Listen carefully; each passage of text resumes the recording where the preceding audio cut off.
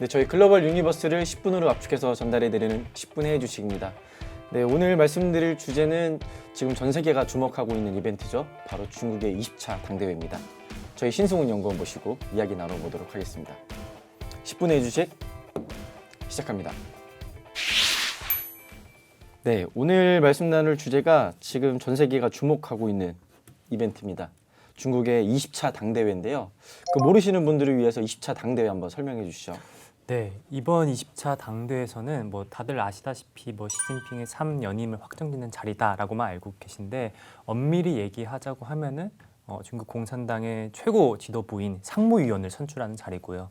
상무위원 7인 안에는 사실은 총서기 1인자도 포함이 되어 있습니다. 그래서 그래서 이렇게 상무위원을 선출하게 되면은 이들 중에서 내년 전인대에서 다른 국가 지도부인 국가주석, 국무원 총리, 뭐 정협주석 이렇게 국가 지도부를 구성하게 된다고 보시면 될 것 같습니다. 사실 단순 비교는 어렵지만 그냥 중국판 대선인 거라고 보면 돼요. 그렇죠. 사실상. 네, 그렇죠? 사실상 그렇죠. 네, 그래서 주석도 새로 선임되고 주석 바로 밑에 있는 그 정치국 위원들, 상무위원들 7명도 어떻게 보면 새로 선거를 통해서 얘네는 선거를 안 하지만 그렇죠. 하여튼 그렇게 뽑게 되는 그런 당대회다. 그러니까 굉장히 의미가 큰 이벤트인데 그렇죠. 네. 사실 지금 오늘 녹화 날짜는 아직 20일, 오늘 녹화 날짜가 20일이라서 당대회가 끝난 시점은 아니에요. 이게 22일 날 끝나는데 그래도 어느 정도 좀 윤곽이 나오고 있기 때문에 거기에 대해서 이야기를 나눠볼 텐데 이번 20차 당대회에서 가장 많이 나온 키워드가 어떤 거가 있을까요? 저도 그렇고 뭐 같이 들으셨지만 이번 업무 보고 물론 요약분이긴 한데 가장 많이 출연했던 키워드가 바로 안보 안전이었어요. 네. 안보란 단어가 총 50차례 나오면서 가장 많은 키워드 수를 기록을 했고 크게 보면은 두 가지를 언급을 했는데 첫 번째는 대만 통일. 대만 통일인데. 네, 이고요. 두 번째는 비전통적인 안보이긴 하지만 공급망 구축 그리고 기술 자립을 얘기를 했었습니다. 그 대만 통일과 기술 자립, 안보가 큰 틀이었다. 그러니까 사실 원래 우리나라 대통령도 그렇고 새로운 지도부가 나오게 되면 제일 많이 먼저 얘기하는 게 경제 얘기잖아요. 사실. 그렇죠. 앞으로 경제를 이렇게 이끌고 가겠다. 경제가 핵심이니까. 근데 경제보다도 안보를 더 먼저 우선시해서 얘기를 했다. 그러니까 과거를 보면은 개혁 개방 이후로 뭐 덩샤오핑, 후진타오, 장저민 모두 경제 성장을 제1순위로 뒀었는데 시진핑에 들어서는 경제보다는 지금 안보에 좀 더 방점을 찍고 이를 통해서 장기 집권을 정당화하는 그런 모습들을 보이고 있습니다. 그 이 말인즉슨 앞으로 이제 5년 동안 대만과 이제 바람 잘 날이 없을 것 같다는 생각이 조금 들어요, 그죠? 네, 업무 보고에서도 대만과의 통일에 있어서 무력 충돌을 피하지 않겠다는 식으로 얘기를 했었잖아요. 그래서 사실 굉장히 좀 어떻게 보면 좀 충격적으로는 다가온 얘기고 이 얘기는 앞으로 이런 지정학적 리스크가 변수가 아닌 상수로 자리 잡을 공산이 크다라고 보고 있습니다. 이게 사실 증시 입장에서는 굉장히 좀 불편한 이슈인데 불편한 부분이죠. 그렇죠. 그러니까 대만이랑 지금 치고받고 싸우고 뭐 이런 게 아니라 나중에는 진짜 우리가 얘네를 무력 통일까지도 할 수 있다라는 감내하겠다라고 밝힌 셈이죠. 그렇죠. 네. 앞으로 5년이 굉장히 좀 고난한 길이 될 것 같아요. 반대로 이런 안보를 강조하니까 반사수혜를 볼 수 있는 업종이 생각보다 또 보안이나 요즘 우리나라도 국방주가 그렇죠. 이제 난리인데 중국도 뭐 방산이 뭐 사실 수익률도 뭐 나쁘지 않고 수급도 많이 쏠리고 있는 상황이긴 합니다. 그렇죠. 그리고 앞으로 중국의 방산주에도 좀 관심을 가져야 될 것 같고 또 예전에도 저희 해외 주식에서도 언급하긴 했었는데 작년 하반기 이후로 중국이 방산업이 정말 엄청난 고성장을 하고 있어요.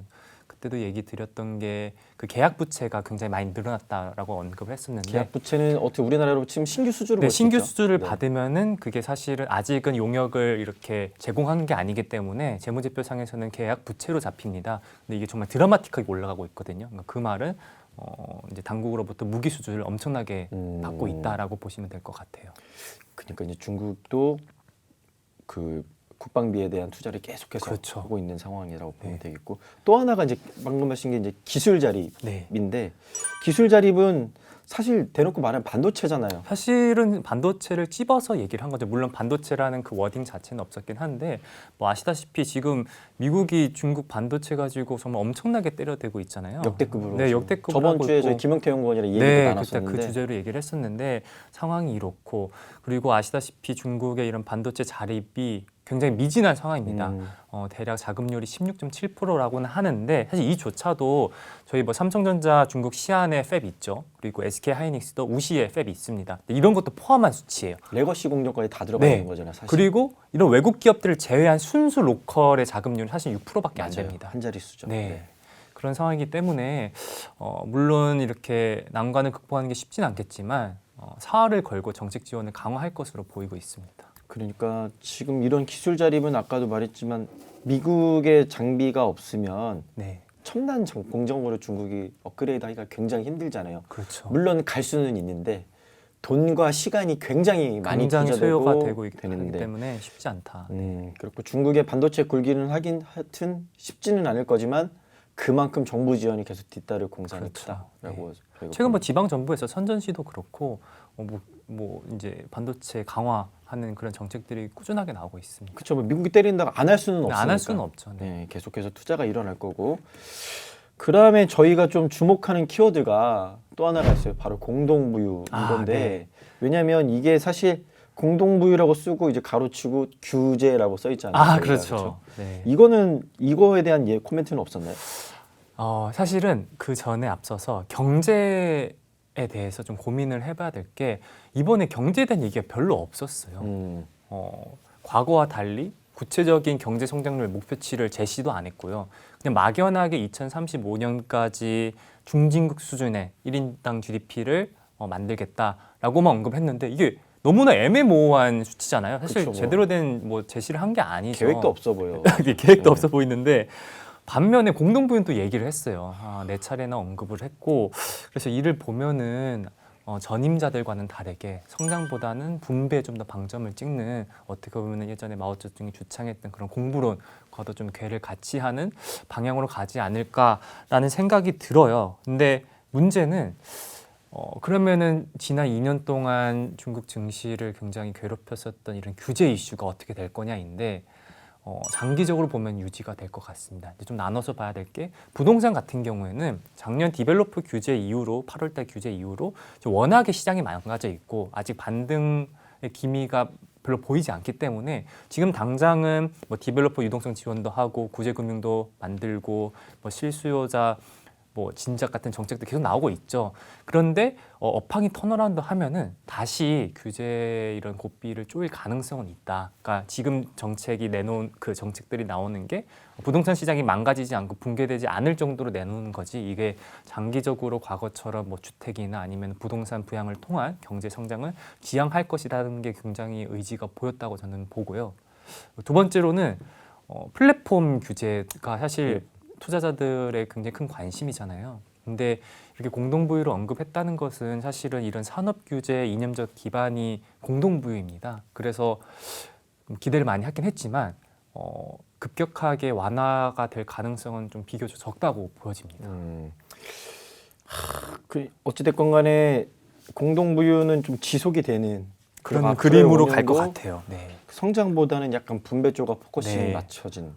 그리고 분배를 많이 하기 위해서는 어떤 부가 한쪽으로 쏠리는 걸 경계해야 되는데 그게 바로 이제 부동산도 될 수 그렇죠. 있고 그래서 중국이 앞으로 5년 동안 막 드라마틱하게 성장하는 그림보다는 지금과 같은 상황에서 경기가 조금 회복되고 이 상태로 유지가 잔잔하게 흘러가는 네. 그렇게 저희가 조금 큰 그림으로 봤을 네. 때는 좀 예상을 해볼 수 있을 것 같고 마지막으로 이제 사람들이 가장 관심을 갖고 있는 건 코로나. 그렇죠. 네. 얘네 언제 도대체 제로 코로나 언제까지 하는지 이게 사실 시장의 관심사인데 여기서 이번에는 제로 코로나에 대한 뭐 언급은 없었나요? 뭐 언제 뭐 완화하겠다 이런 언급은 없었고 과거 2년 동안 제로 코로나 정책을 실시를 했는데 어쨌거나 이게 뭐 국민들의 생명을 보호하고 건강을 지키는 데에는 크게 공헌을 했다 정도로 언급을 하고 앞으로의 어떤 것은 얘기를 하지 않았어요. 그래서 많은 사람들이 이번 당대회가 끝나고 나면은 전면적인 위드 코로나로 들어가는 게 아니냐라고 기대를 하기도 하는데 그럴 공사는 좀 굉장히 적다고 보여지고요. 물론 지금은 이제 초점이 내년 전인데, 그러니까 3월 이후로 그러니까 국가 지도자 인선이 마무리되고 나서 정부의 정책 방향이 확실해지고 나면은 그때는 좀 기대해 볼 수 있겠다라는 시각들이 좀 존재합니다. 그것도 좀 굉장히 좀 우세한 시각이 좀 존재를 하는데 문제는 일단은 그럴 것 같지는 않고 그리고 당대회 이후로도 상시적인 PCR 검사나 아니면 국지적인 봉쇄 자체는 이런 큰 그림은 좀 이어질 것 같아요. 근데 그럼에도 불구하고 조금 긍정적인 그림이 좀 보이는 거는 첫 번째로 최근에 잘 아시겠지만 그 동방항공 같은 경우에는 국제편을 10월 30일 이후로 2배로 증편한다고 지금 발표를 했어요. 그쵸. 그리고 그 다음 달 11월 6일에는 지금 베이징 마라톤도 3년 만에 개최가 되거든요. 이런 거를 보면은 사실은 중국 당국의 시그널 없으면은 당연히 이렇게 발표를 못 하니까 어느 정도 점진적으로 완화할 공산이 있어 보입니다. 뭐 예컨대 지금은 이렇게 해외 입국자 격리 기간이 7+3, 그러니까 7일 그 격리 시설에서 격리를 하고 3일은 뭐 재택 격리 이렇게 되고 있는데 이게 뭐 3+3으로 될 것이다라는 의견들도 나오고 있고요.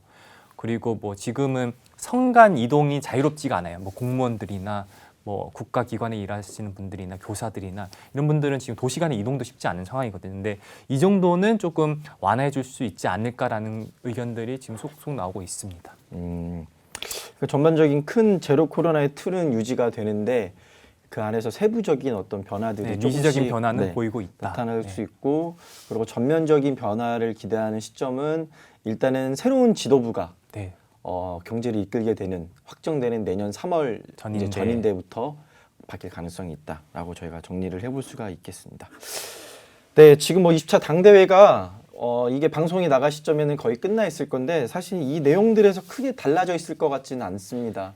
그래서 지금 어찌됐건 간에 저희가 알아볼 수 있는 건 중국에서 안보를 굉장히 중요하게 생각하고 있구나라는 걸 좀 느낄 수가 있었고 두 번째는 이제 공동부의 기조는 당분간 쉽게 꺾이지 않을 거다라는 거를 저희가 좀 알 수 있었고 마지막으로 저희가 기대하는 소비재 측면에서 이 방역 제로 코로나 정책은 큰 틀은 유지가 되지만 미세적인 변화는 조금씩 나타나면서 내년 3월 양해를 기점으로 한번 큰 변화가 있지 않겠냐라는 게 이번 20차 당대회가 주는 시사점이었습니다.